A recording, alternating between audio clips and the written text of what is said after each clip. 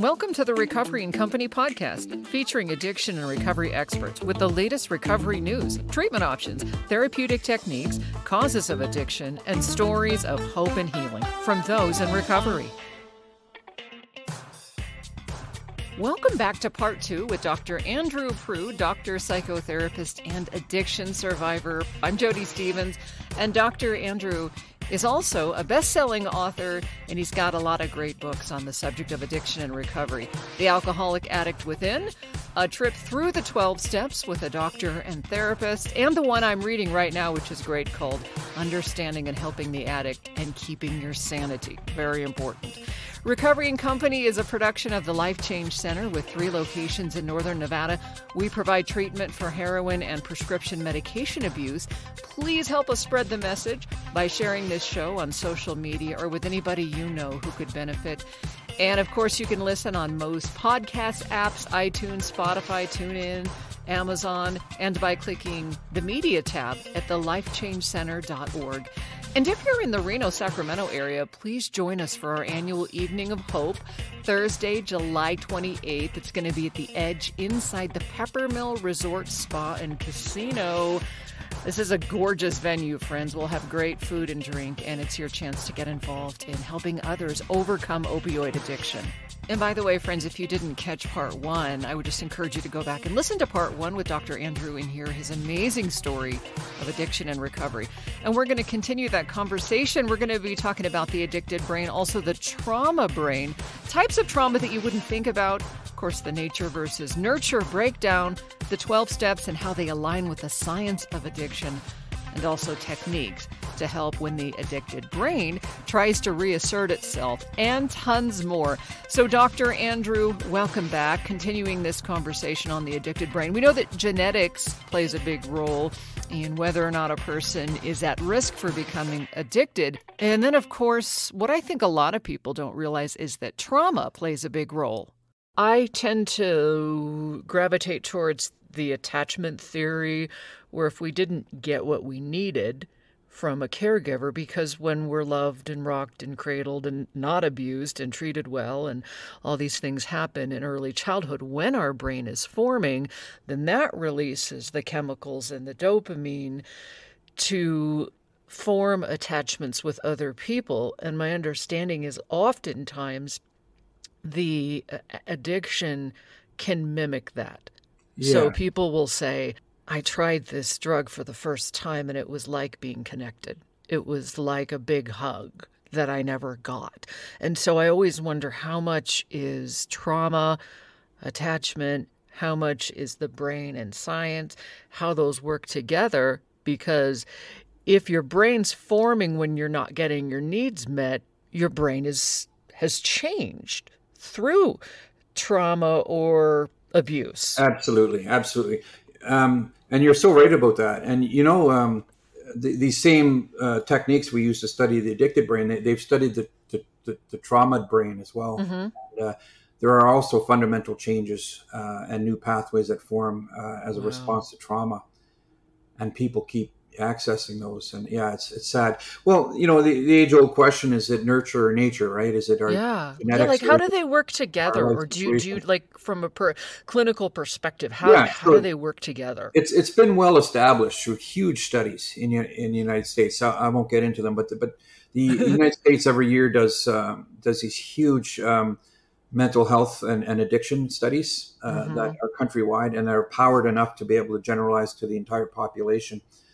And they've found that it's about 50-50. Addiction is about 50% genes and 50% life situation. So, you know, your environment. So everybody has a threshold for addiction. So if you have a lot of addiction genes, and there's probably hundreds of them. We don't know them all yet. We know some of them, but if you have a lot of addiction genes, your threshold for developing addiction is probably, you know, pretty low. Like it won't take much. You go out for a few drinks the first time in your life. And I've met people like that. They the first time they went to a party as a teenager, they became addicted. You know? Yeah, that was me. And then other people who have less, say, fewer addiction genes, they have a higher threshold. So it takes more. But certainly life situation, our environment. And, there's determinants of that, like you say. And I think trauma is the biggest one. And a lot of people, that's one of the things, a lot of people don't recognize that they've been traumatized. They don't, people are too hard on themselves. So there's not only trauma like, I was in a car accident and saw someone killed. Yeah, that's traumatic. Great. Yeah. Or I was raped. But there's a lot of trauma out there that's a lot less newsworthy than that. So, for example, somebody being bullied at school for years, or a harsh teacher, or that's trauma. That is just as much a traumatic experience for the brain, and has just as much an impact as a sudden event. Being bullied at work, being an unkind home environment, poor parenting, bad nutrition, which affects the development of the brain and as a child, and all these things, even being socially rejected as a child, these things, particularly with the childhood or the adolescent brain, which is still developing, these things are very traumatic. That's one of the things I see when in my research, when I'm interviewing people with addiction, is a lot of them have significant trauma in their life that has had ongoing effects, has become a reliable source of difficulty for them without them even having any insight into it. They don't even realize it. And then even when people do, they feel, they try to be a hero. I'll just tough it out, or I'll suck it up, or, what, okay, great, until they end up in addiction, right?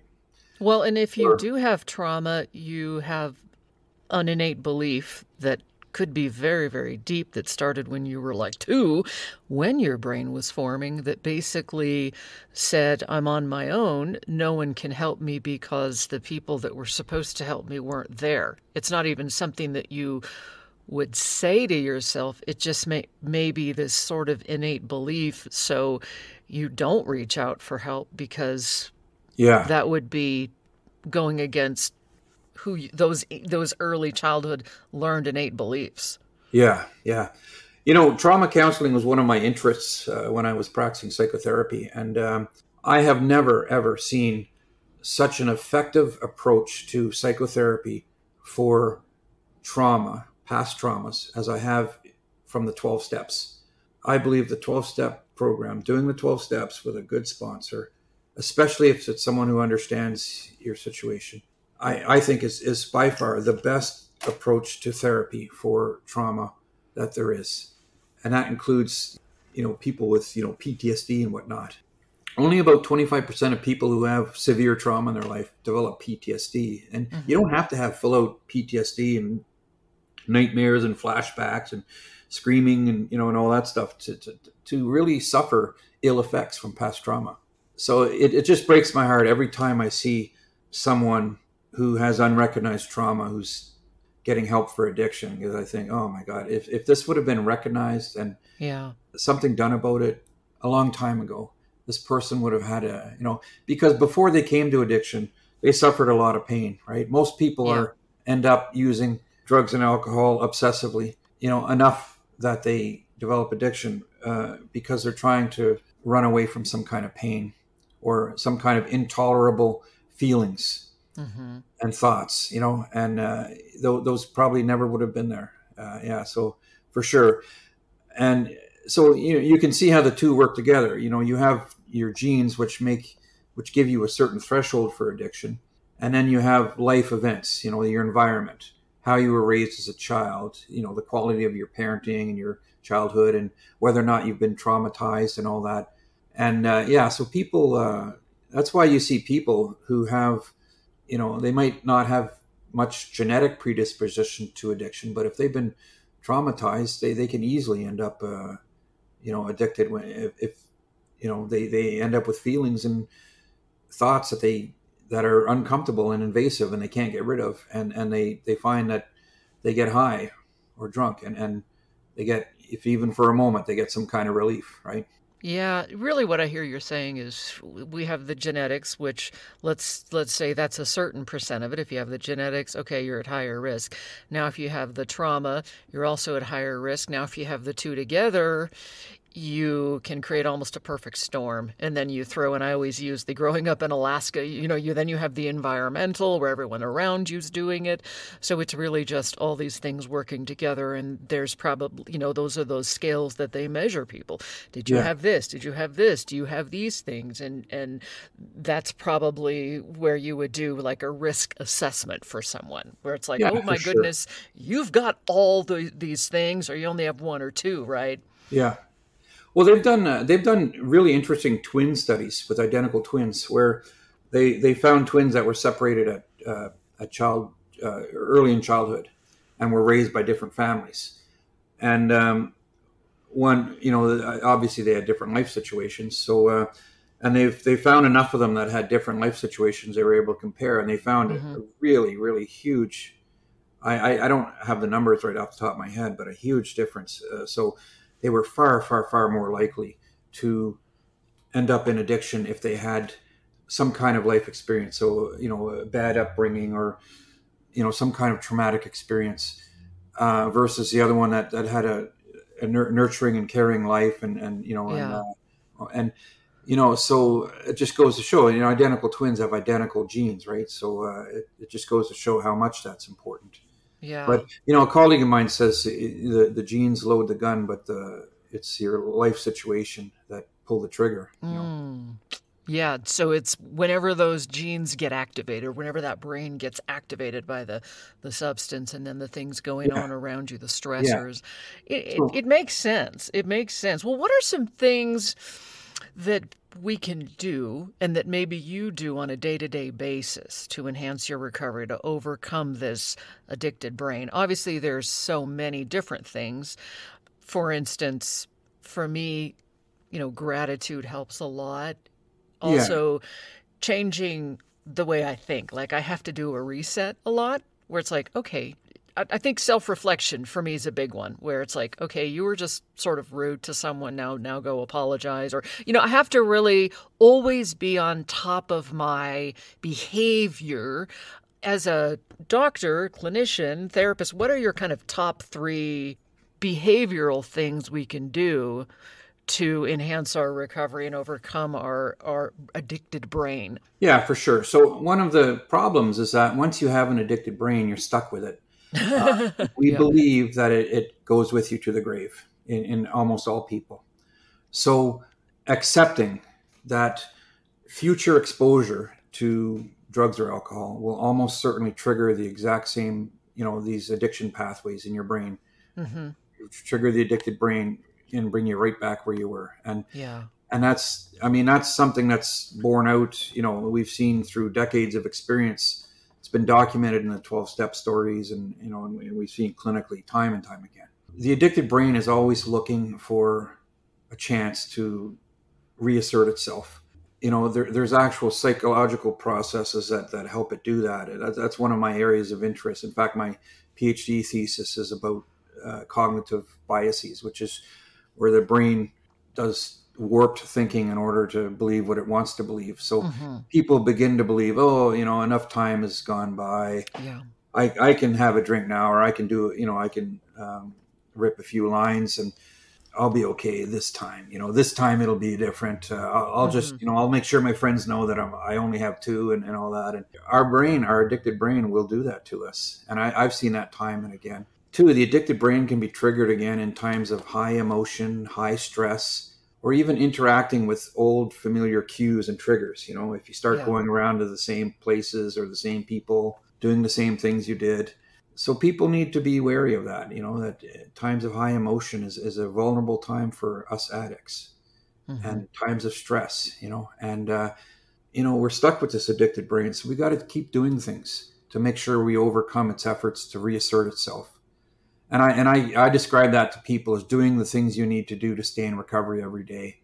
Hmm. And that's one of the reasons I like the 12-step program so much. They give an exceptional set of skills for doing the things you need to do to stay in recovery every day. And I'm talking never forgetting that you are an addict. I'm in recovery. I'm privileged. I can go out in the world and live like other people, look like other people, do the same things as other people. I have that privilege, but I'm not Yeah. like them. I have an addicted brain. They can go home and have a beer after work. They can, go rip a line or smoke a blunt or whatever. I can't do that because I know, because I don't allow myself to forget. And I attribute that to my involvement in the 12-step program, because I do all the stuff they tell me to do. I do my reading every day. I go to meetings. I'm in contact with someone else in recovery every day. And I meditate. I practice the steps. And that's the stuff on an ongoing basis for overcoming the addicted brain is exactly what is needed. There's no pill that will do that for you. There's no therapist that's going to hand that to you. And you can't sit down and wait for recovery to fall into your lap. You got to get up and do the things you need to do to stay in recovery. And it doesn't take long before those become a normal part of your life, I think also recognizing those triggers is huge, because an addiction is really just a Band-Aid for these other things, and everyone's different. For me, it was, you touched on self-efficacy, and I struggled with dyslexia as a kid, thinking I was never enough, that I was stupid, all those sorts of things. And sometimes those things come back and they slam me, and I have to remind myself that it's not true, or that what's happening maybe was true when I was 5, but it's not true today. But the way your brain wants to go into addicted mode, like when it wants to jump back, like what you were talking about, when it wants to habitually go back, I think that emotionally it's the same thing. Those things will come at us and say, you're stupid, you're no good, this person is judging you, or all these things. And then you have to look back and go, okay, that might have been what was going on when I was 5, but that's not true today. I call it keeping your head in the game, right? Remembering that you're always an addict. I have a friend who was a real bad coke and alcohol addict, and he was in recovery for 9 years. He was nearing his 10th anniversary. But he'd stopped going to meetings. He'd stopped doing the things he needed to do to stay in recovery. Lost contact, stopped going to meetings, stopped the reading, just went on as if he'd never been an addict. And he was traveling in Italy with his girlfriend, and oh boy, they were staying at a little inn, and they had a drink that they make locally. And the bartender or the owner came and offered them a free shot of this stuff. And this is a guy that was nearing 10 years in recovery, and his addicted brain said, you know what? It's been almost 10 years. What could this one little thing? I don't want to insult the guy, So he took that shot. And he said for the next 3 days, that one shot triggered his addicted brain, because the next 3 days, everything he and his girlfriend saw when they were traveling around Italy, all he could think about was that shot. Nothing. His mind wouldn't think about anything else. He couldn't concentrate on anything else. When they got on the plane to fly back to Toronto, he got so drunk they had to offload him with a wheelchair. Oh, geez. And that started an 8-month relapse in a $1,200 a day cocaine habit and drinking alcohol. And there is an example of the addicted brain being a permanent thing that can be triggered again by exposure to drugs or alcohol, and how the addicted brain tries to talk you into allowing it to reassert itself. And it's dangerous, because when you go back after 10 years, you don't have the same tolerance. Yeah, exactly. You do. That's why there's so many deaths in relapse, right?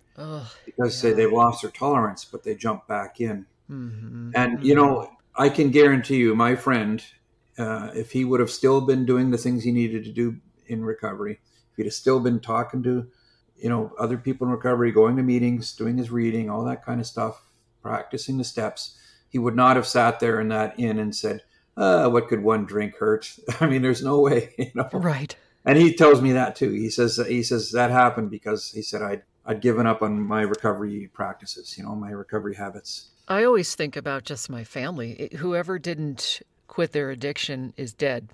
And so sometimes, because it was easier for me to get sober, I can go down that road and think, well, maybe just one. And then I go, oh, wait.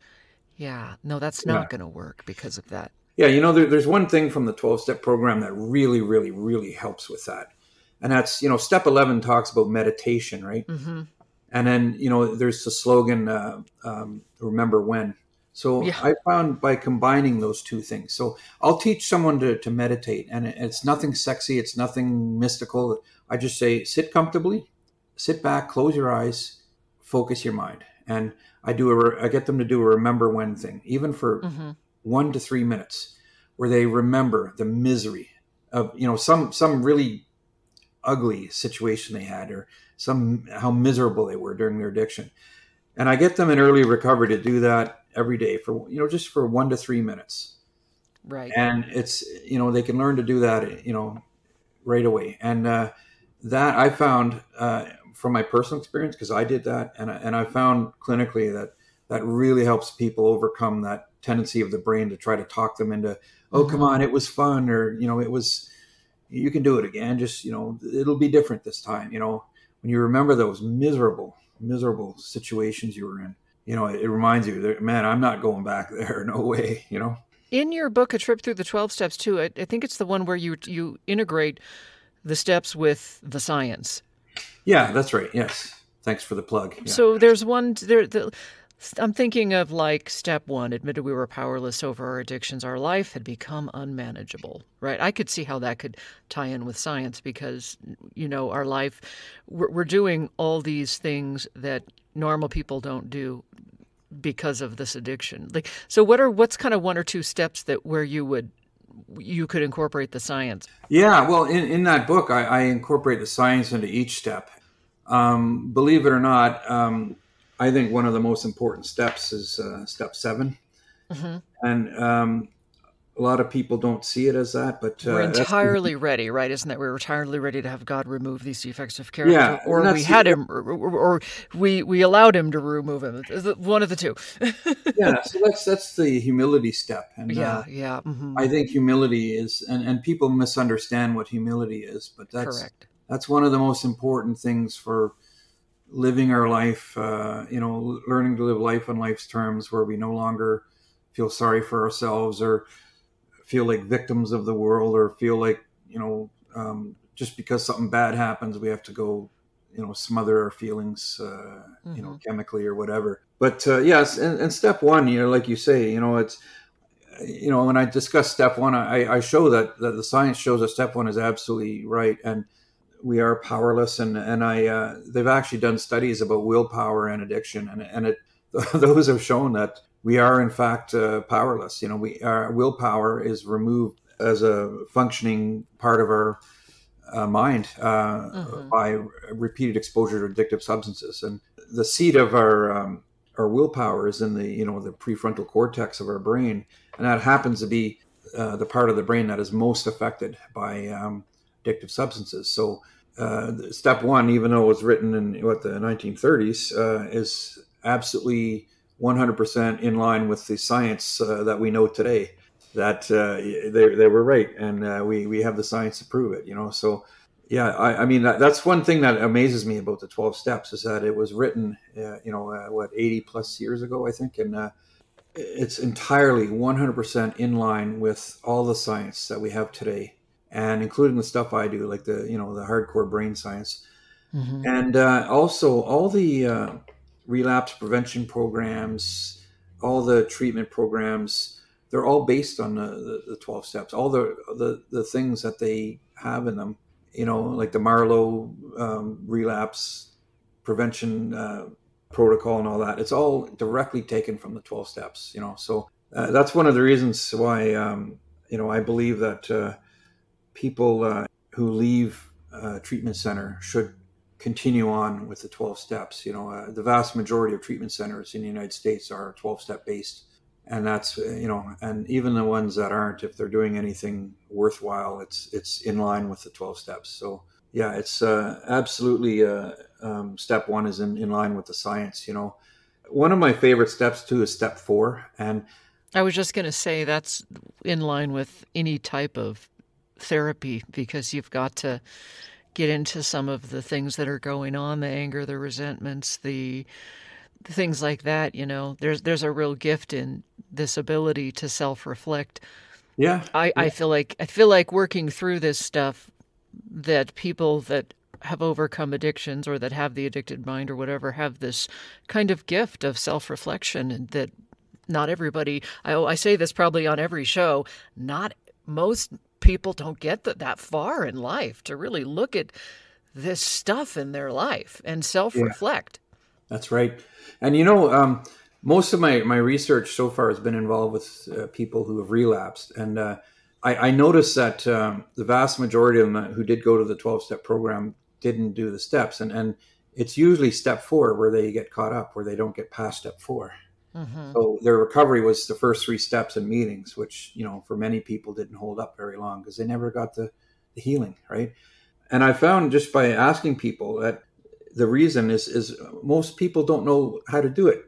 And honestly, the big book doesn't explain it very well. And I think that's on purpose because they meant for, sponsors to do that. But a lot of people just don't know what they're doing. They have the will. They need a little more guidance to it. That's my impression. In my book, I really lay out a suggested way to go about it, in detail. And I think people really need to somehow, if they find themselves hung up on the 4th step, to get through it. And I mean, that's where the healing really starts, Yeah. That's where the mental healing really starts, is step 4. And the other thing, too, that people don't realize is you don't have to do it all at once. You could do, let's say we've got a traumatic event. We can go through all 12 steps and just deal with that traumatic event. And then we can go back. Like, that's how it worked. Yeah. My husband laughs because his joke is, he's got almost 20 years of sober. And his joke is he kept spilling beer on his 4th step, But it's one of those things where, so his sponsor, ex-cop, which was really good for him, would just, they would kind of piecemeal it out. So they do the whole mess based on kind of one thing, whether it's your mom or, whatever happened, and then kind of go back, rather than just loading up this whole thing. Because sometimes, and as a therapist, it can be really overwhelming. You have to really, you have to kind of do this your whole life, really, as opposed to all at once sometimes. Yeah, absolutely. I've gone back and done step 4 over again a few times because first time around, there were things I realized I still had some anger and resentment that I didn't really discuss in my 4th step, or I went through an experience that left me with a lot of anger, and I noticed I was getting, I was quick to anger and irritable and all that. And I thought, time for a 4th step, Absolutely. Yeah, absolutely. Yeah, we can't be letting those things fester. Well, my goodness, it's been so great to have you here, Doctor. We could talk for hours. In fact, I think I'm going to have you back on in a little bit and talk about some of the family dynamics, because we didn't even get to that. But I'd like to end with just some personal advice for people struggling with addiction that are maybe ambivalent, that are kind of like not sure, or maybe people that were where you were at all those years ago, dealing with the anger, the self-pity, even the suicide. What would you say to someone in that situation? Yeah, 2 things. One is that there's 2 things that hold people back. One is self-efficacy, the belief that they can do it. People think they're too addicted, or they're too far gone, or they're too messed up, or they're too pathetic. And I'm here to tell you, everybody, every single person, I repeat, everybody has the ability to beat addiction and to enjoy a full and permanent abstinent recovery. Without exception. Everybody can do that. Amen. And number 2 is the other thing that holds people back is that darn addicts' need for control. Addicts hate letting go of control. They always want to keep that doorway open to a pathway back to their drugs or their alcohol, just in case recovery's too hard, or they're having a bad day. It's like, let go of the need to control. Don't let your ego and your need for control keep you from the help you need. If you have to go to a 12-step meeting and if that's embarrassing for you, it won't be for long, and to reach out for help, So, and if and that could be anywhere, and it doesn't necessarily cost anything. There's an AA or an NA in every town, right? Absolutely. So those are the 2 things I would say. Remember, everybody is capable of recovery. And you got to reach that point where you're willing to let go of that need for control. Great. Yeah, that's great advice. And ask for help, because we can't do this alone. That's why recovery is a we program. We're not wired, created, or made to do life alone. Sometimes I wish that was different. Sometimes I wish I didn't need people, right? We're both a little more introverted, but it's the way it is. It's just, you got to connect. So Dr. Proulx, Dr. Andrew Proulx, thank you so much for being here. Love to have people get in touch with you and your books. Give us that information. I get a lot of emails from people because I put my email address in my books, and I get a lot of emails. I answer everybody. I love hearing from people. It's my email address is recovery.folio@gmail.com. That's folio, Folio, recovery.folio@gmail.com. And I have 3 books about addiction in print. One is, they're all available on Amazon. First one is called The Alcoholic/Addict Within. And that's about the science and psychology of addiction and how the 12 steps fit in to all that. My second book is called A Trip Through the 12 Steps with a Doctor and Therapist. And that's basically just a comprehensive guide to the 12 steps. I'm not trying to, it's not meant to be anybody's sponsor. It's just meant for anybody that wants a little more insight into the 12 steps. Wants to know a little bit more about, where they fit in with everything else. And then my third book on addiction is, it's for people who have a loved one who's an addict. It's called Understanding and Helping an Addict and Keeping Your Sanity. Not easily done. No, that's where I want to have you back and do a whole show on that. Because that, most of the people I hear from, I've lost more than one person, and I have a lot of moms that reach out with their sons at opioid and things like that. So that's such a huge issue, is our families, Almost all the people I hear from are families. Exactly. Yeah. Right, because their loved one is out using and they want to fix it. And we wish that there was a magic wand for that. We know that there's not, but definitely table that. Well, great to have you here. Thanks for coming on. Thanks for taking this time to be with us and just for sharing your story, your experience, strength, and hope. Thank you, Jody, and thank you for everything you do for helping this problem of addiction. And thanks, friends, for listening. Again, share this show on social media. You can hit the share button on any of the apps you're listening through. We are on iTunes and Spotify, TuneIn, Amazon, Audible. You can also click podcast at thelifechangecenter.org. Of course, we always need support, too. Feel free to hit the donate button. We would love that. Help us be a part of the solution, helping people recover. So thanks again for listening, friends, and we will talk to you next time.